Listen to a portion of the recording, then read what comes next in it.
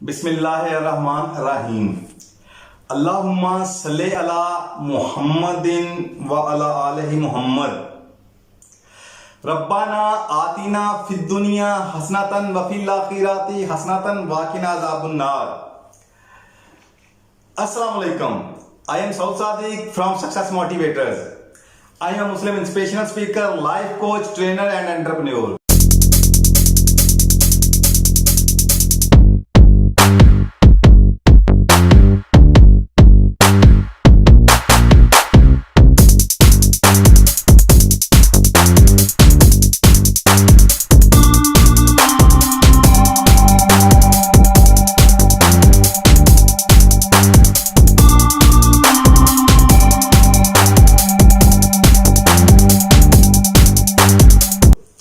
कैसे हैं आप लोग?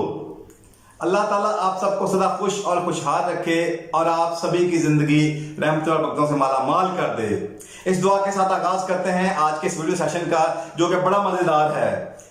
आज का हमारा टॉपिक यह है कि दुनिया में बिलमुम दो तरह के लोग होते हैं। बिलमुम दो तरह के लोग होते हैं, एक खुश रहने वाले और दूसरे परेशान रहने वाले।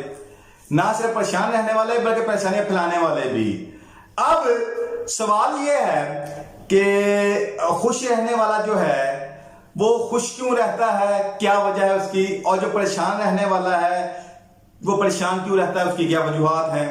ओके, चले इससे पहले कि मैं इसके ऊपर आगाज करूं, बात को आगे बढ़ाऊं, मैं इससे पहले एक मजबूत बुनियाद कायम करना चाहता हूं ताकि आपको बात को समझना आसान हो सके। क्योंकि सक्सेस मोटिवेटर्स कंसल्टिंग का खासा यही है कि हम आपको सिर्फ बातों में पूरा नहीं करते, सिर्फ आपको सूखे लेक्चर नहीं देते, सिर्फ लाइकिंग लेने के लिए कुछ ऐसा मटेरियल आपको प्रोवाइड नहीं करते। हम आपको ट्रूली वो डिलीवर करते हैं और वो डिलीवर करना चाहते हैं कि जो कि हमने जिंदगी से जो कह लें कि बहुत आला सीखा, बहुत इनवैल्यूएबल सीखा, फिर उसको प्रैक्टिस किया और जो प्रैक्टिस किया उसके रिजल्ट्स आए, फिर रिजल्ट के जो फ्रूट्स मिले वो खुद भी इंजॉय किए, बहुत लोगों को इंजॉय करा और फिर अब आपको आप वो डिलीवर कर रहे हैं। बात तो इसके लिए मैं चाहूंगा कि मैं थोड़ी सी इसकी तमहीद बनाऊं कि जिसके बाद आपको बात समझने बिल्कुल आसान हो सके और अल्लाह करे कि इस वीडियो सेशन के बाद आप जो ही इसको अप्लाई करें आपकी जिंदगी फौरी नेक्स्ट लेवल पे मूव कर जाए। तो इस दुआ के साथ मैं आगाज करते हुए आगे बढ़ता हूं कि जिंदगी में मैं एक सवाल करता हूं आपसे। सपोज आप किसी बुक स्टोर के ऊपर जाते हैं, शहर का जो सबसे बड़ा बुक स्टोर है, आप उधर जाते हैं, आप उनसे कहते हैं कि यार मुझे बिजनेस के ऊर फलां बुक रिक्वायर्ड है, तो क्या आपसे मिलेगी? तो वो चेक करते हो, हाँ इट्स ओके, बिल्कुल अवेलेबल है, 100% अवेलेबल है। तो आप जाएं और अंदर से जाके खुद ले लें जाके। जब आप अंदर हॉल में जाते हैं तो आप क्या देखते हैं कि फर्श के ऊपर किताबों का बहुत बड़ा अंबार, दूसरे लफ्जों में ढेर लगे हुए हैं, किताबें बिखरी पड़ी हैं। तो आप वो कहते हैं यार आप खुद इसमें से निकाल लें। क्या आप निकाल पाएंगे? क्वेश्चन। ओके, चले मैं बात को मजीद बेहतर कर देता हूं और आसान कर देता हूं। वही बुक्स अगर वो शेल्फ्स में लगी हो, रैक्स में लगी हो और आपसे कहता कि यार आप इसमें से खुद ही देख लें, मगर उनके अंदर वो ऑर्गेनाइज नहीं है, कोई टैग नहीं लगा उनके ऊपर, आप ढूंढ लें। सपोज उस बुक स्टोर के अंदर 1 लाख किताबें हैं, तो कितने % चांसेस है कि आपको आपकी बुक जो कि वहां अवेलेबल है आप उसको ले पाएंगे? कितने % चांसेस हैं आप बेहतर जानते हैं। यानी कि ऑलमोस्ट कह लें कि ना सिर्फ मुश्किल बल्कि समझ लें, अगर मैं यूं कहूं कि नामुमकिन है तो गलत नहीं होगा। तो फिर इसका मतलब यह चीज तो मौजूद थी मगर आप उसको अवेल नहीं कर पाए। तो क्या वजह बनी कि आप उसको अवेल नहीं कर पाए? क्वेश्चन। चलें अगला क्वेश्चन ये कि क्या आप उस बुक स्टोर पे दोबारा बुक खरीदने के लिए जाना चाहेंगे? प्लीज बताएं। नहीं। क्यों? वाई? इसका मतलब यह हुआ कि पहले सवाल का जवाब यह है कि गो के उस बुक स्टोर के अंदर आपकी मतलूबा बुक मौजूद थी, अवेलेबल थी, मगर आपको क्यों नहीं मिली? चूंकि वहां जो कुछ भी था वो कुछ भी ऑर्गेनाइज नहीं था। यहां यानी कि जहां पे जो चीज डिसऑर्गेनाइज्ड होगी वो मौजूद होने के बावजूद आपके लिए वो यूजफुल नहीं होगी। यानी कि अगर वो चीज मौजूद भी है तो आप उससे मुस्तफीद नहीं हो पाएंगे। ओके, यानी कि बहुत बड़ी प्रॉब्लम क्या है? डिसऑर्गेनाइज्ड होना। ओके, और फिर जहां जहां जिंदगी में आपको डिसऑर्गेनाइज्ड चीजें मिलेंगी वहां पे आप दोबारा जाना नहीं चाहेंगे, तो फिर किधर जाना चाहेंगे? जहां पे आपको चीजें ऑर्गेनाइज्ड वे के अंदर मिलेंगी, यानी कि आप जाएंगे और क्विकली अपने रिक्वायर्ड चीज उठाएंगे। तो इसका मतलब यह हुआ कि हमारे माइंड का जो प्रिंसिपल है वो क्या है कि वो हर चीज को ऑर्गेनाइज चाहता है, और जो ऑर्गेनाइज होती है वो उसी तरह मूव करता है। अगर आप ये बहुत बड़ा राज अगर आप इसको समझ पाए तो जिंदगी को आसान बनाना बहुत आसान हो जाएगा आपके लिए। ओके, कैसे? मैं आगे बढ़ता हूं। अब इसका मतलब जिंदगी में जहां जहां हमें बेहतरी लानी है, जिंदगी को जैसे जैसे बेहतर बनाना है, जैसे जैसे आगे बढ़ना है, तो हमें जिंदगी में हर चीज को ऑर्गेनाइज्ड रखना होगा। ओके, जिंदगी को ऑर्गेनाइज करने से पहले किस चीज को ऑर्गेनाइज करना होगा? ये पॉइंट है, वो है आपका माइंड। यानी कि जिंदगी में आने वाली कोई भी इंफॉर्मेशन जो है, जब तक आप उस इंफॉर्मेशन को, पहले तो वो राइट इंफॉर्मेशन होनी चाहिए, फिर उस इंफॉर्मेशन को अपने माइंड के अंदर ऑर्गेनाइज्ड जगह पे, क्योंकि माइंड की जुबान ये है, माइंड क्या करता है? हर आने वाली इंफॉर्मेशन की वो फाइल्स बनाता है, फिर वो फाइल्स जो होती हैं वो उसके अंदर उसको स्टोर कर देता माइंड के अंदर। अगर वो स्टोरेज राइट जगह पे आपने ना की, यानी कि ऑर्गेनाइज ना की, तो फिर वो क्या होगी? आने वाली वो जो इंफॉर्मेशन है वो डिसऑर्गेनाइज्ड हो जाएगी, और जस्ट लाइक वो जो मैंने आपको मिसाल दी थी, एक अंबार एक ढेर की शक्ल में आपके माइंड में बिखर जाएगी।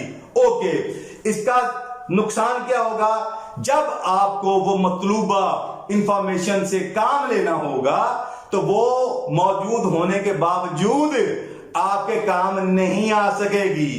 एक तो इसका ये आपको नुकसान होने वाला है, और साथ में एक और बहुत बड़ा नुकसान जो कि हमेशा के लिए होने वाला है, वो क्या है? इसको जरा गौर कीजिएगा।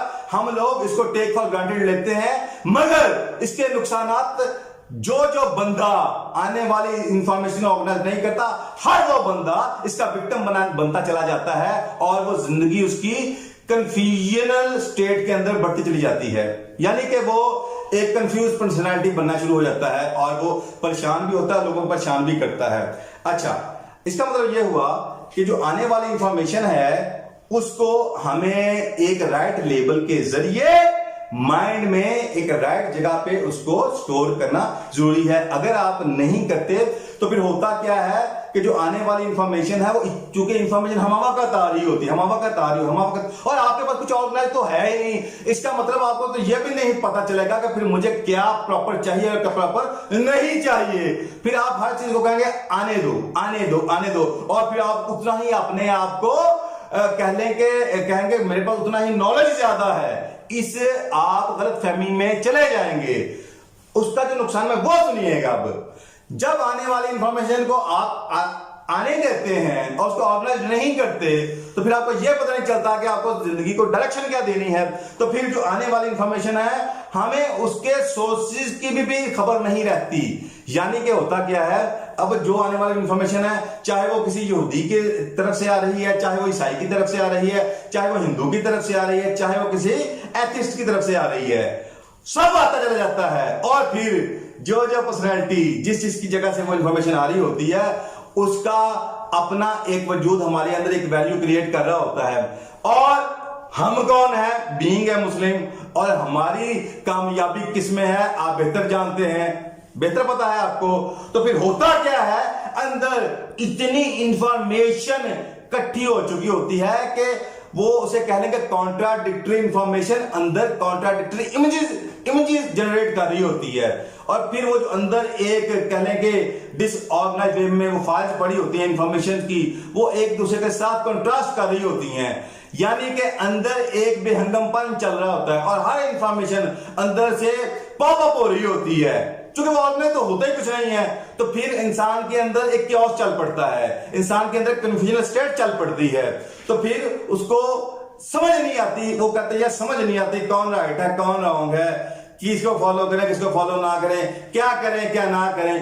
कहना ये चाह रहा हूं, आपको आपकी आइडेंटिटी भी आपके हाथ से स्लिप हो जाती है जबकि अंदर कोई चीज ऑर्गेनाइज ना हो। इसका मतलब यह हुआ कि हमें जिंदगी में जब जब आगे बढ़ना है तो हमें जिंदगी का जो बहुत बड़ा कहने बुनियाद उठानी है वो ऑर्गेनाइज्ड होना है। हमें पहले अपने माइंड के अंदर और देन उसके बाद आगे जिंदगी के अंदर। और इसकी जो अगर मैं बेस्ट एग्जांपल देना चाहूं तो मेरे ख्याल में इसकी बेस्ट एग्जांपल है इस्लाम। और ये सिर्फ इस्लाम ही का खासा है कि उसने आपको जिंदगी के हर महाज के लिए ऑर्गेनाइज किया है। मिसाल देता हूं मैं आपको, अगर आपको खाना खाना तो आप किस हाथ से खाते हैं? दाएं हाथ से। इसी तरह यानी कि मैं इसको सिंपल यूं अगर मैं आसान कर दूं, मिसाल तो बहुत दे सकता हूं, जिन जिंदगी के जितने भी मुबारक मामलात हैं वो इस्लाम की क्या इंस्ट्रक्शन है उसके लिए, क्या गाइडलाइंस हैं कि आपको कहां से परफॉर्म करने को राइट हैंड से करने होंगे। सपोज सलाम लेना है, मुबारक अमल है, आपको राइट हैंड से लेना है। खाना खाना है, हलाल खाना खाना, तैयब खाना खाना है, मुबारक अमल है, आपको राइट हैंड से अपना खाना खाना है। और इसी तरह मस्जिद में जाना है, मुबारक अमल है, तो पहले क्या करना होगा? पहले दायां कदम आगे रखना होगा। इसी तरह इसको आप इसका उलट ले लेते हैं, वो काम जो जरूरी है मगर गैर मुबारक हैं, वो जब आपको परफॉर्म करने हैं देन इस्लाम आपको क्या कहता है? मसलन तहारत करनी है तो क्या आप दाएं हाथ से करते हैं कि बाएं हाथ से करते हैं? इस्लाम ने इसके लिए आपको क्या गाइडलाइंस दी है? आपको बाएं हाथ से करना है। ओके, आपको टॉयलेट में जाना है, बैतुल खला में जाना है, देन आपको क्या करना है? आपको लेफ्ट पांव पहले रखना है। यानी कि जिंदगी में जितने भी मामलात हैं जो कि जरूरी हैं, जिंदगी से रिलेटेड नीड्स हैं मगर गैर मुबारक हैं, उसके लिए इस्लाम आपको क्या गाइडलाइन देता है? लेफ्ट हैंड की। इसका मतलब यह हुआ कि जो मुबारक है उसके लिए राइट हैंड है और जो जरूरी है मगर गैर मुबारक है उसके लिए क्या है? लेफ्ट। तो ये मुझे ये बताएं, ये ऑर्गेनाइज्ड डिसिप्लिन, ये ऑर्गेनाइज्ड वे, ये ऑर्गेनाइज्ड थिंकिंग, ये ऑर्गेनाइज्ड बिहेवियर किसने अता किया? इस्लाम ने। कहना ये चाह रहा हूं, अल्लाह ताला ने हर चीज को वेल ऑर्गेनाइज करके हमारे तक पहुंचाया, मगर हमारा प्रॉब्लम ये है कि हमने जिंदगी में कभी सोच को ऑर्गेनाइज करने का ये कभी सुना ही नहीं कि ये भी कोई चैप्टर होता है। लिहाजा क्या है, जो चलता है वो चलने दो। तो फिर जब जिंदगी अपना रंग दिखाती है, जब आपने एक कहने के एक बॉक्स के अंदर बहुत कुछ डाल दिया जो कि चाहिए नहीं था, तो अब जो उससे निकलेगा वो क्या होगा? वो भी वही होगा जो नहीं चाहिए, बल्कि वो कई गुना ज्यादा होगा जो नहीं चाहिए। लिहाजा जब आप थिंकिंग को ऑर्गेनाइज करते हैं तो आपकी जिंदगी बहुत आसान हो जाती है। ओके, अब जब आपको ये समझ आ चुकी है तो मैं बात को थोड़ा सा आगे बढ़ाना चाहूंगा। मसलन इससे मुझे सबक क्या मिला?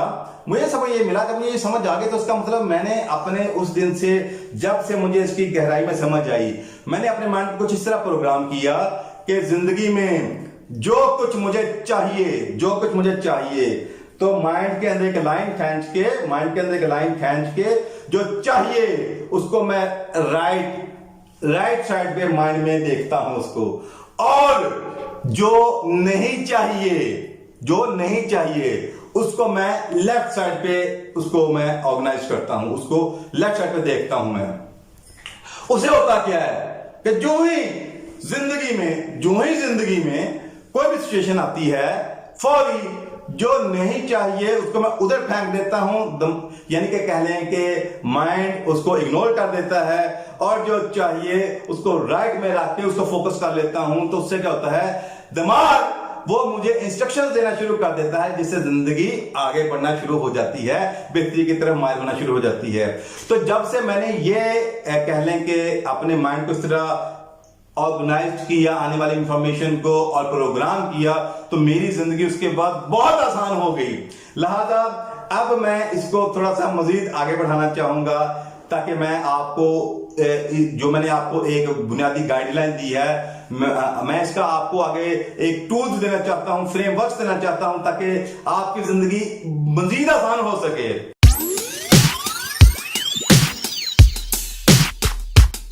like, share, and subscribe with bell icon. Any questions, comments in below. Contact these numbers. Thank you.